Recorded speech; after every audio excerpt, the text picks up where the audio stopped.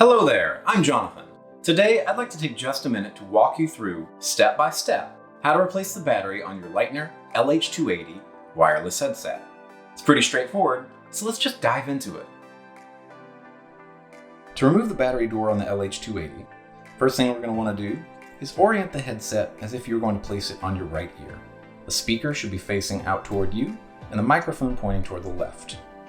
Now, if we take a look at the top of the headset, we'll see our volume control buttons have a little notch right above them. We're going to grab that notch with our fingernail, pull toward you, and once we get a little bit of an opening, if you want a better grip, you can grab deeper in here and snap it the rest of the way off. Don't be afraid to give it a little bit of effort.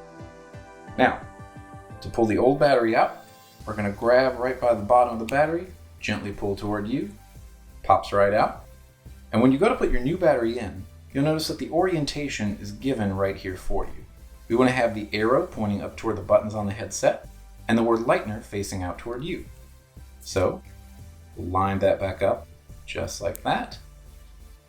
Slide it in, pop it into place, grab our battery door, position that, and you should hear some satisfying snaps as you push it into place. Now we're sealed back up. Voila! And that's all there is to it.